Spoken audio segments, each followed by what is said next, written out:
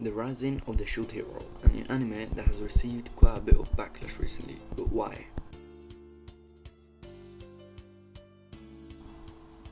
Yo, what's up lads, Nick Johnny here, and today I'm going to be talking about why is the Rising of the Shield Hero getting quite a bit of backlash. First of all, the Rising of the Shield Hero is a new isekai anime. Yes, an isekai anime. I know you're probably tired of isekai animes, but this one differentiates itself. How? Just get me. How?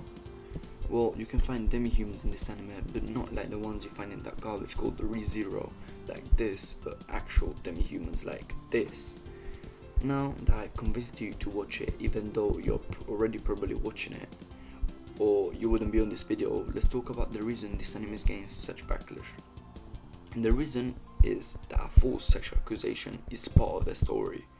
Nowadays, a false sexual accusation is a really touchy subject, and if one thing you say is wrong to the eyes of others, you will get a lot of backlash, especially from triggered feminists. The backlash this anime is getting because of this false accusation is all because of disinformation, and I think it's really unreasonable and stupid. Mainly, extreme feminists are disturbed by this false accusation in the anime because it opposes the ideology, which is an ideology that thinks that all women are always right, pure, and cannot be seen as villains. But mine, the princess that falsely accused Naofumi, the protagonist, is the complete opposite of the ideology. As she's an antagonist, she's not right, and she's described in the wiki as a bitch. And this triggered all extreme feminists and caused all of this backlash. But as I said earlier, this is all, and I mean all, disinformation. You might ask me, how is this disinformation? As Serious Matter in this anime is being discussed and people have the right to be offended. But no, I think that they should not be offended, because if they looked up more stuff about this anime, they would probably realize that there's not a single reason to be triggered, and the reasons they have to be triggered at this anime are there because they are completely disinformed.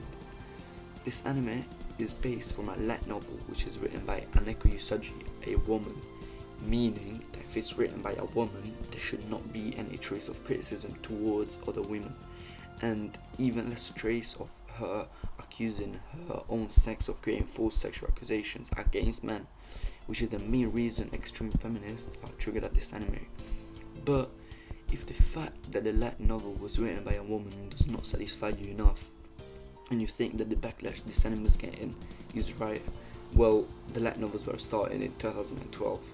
At the time, such extreme feminists were not a thing, and not everything you said was hate speech. This proves that the fact that false sexual accusation is not in the anime to discriminate feminists, but it's purely there because of the story and Naofumi's character development.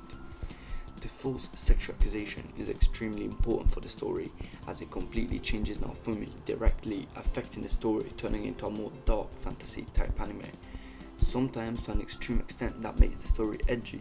An example is him buying a slave that has to obey him because he does not trust people anymore after he got set up by Mine.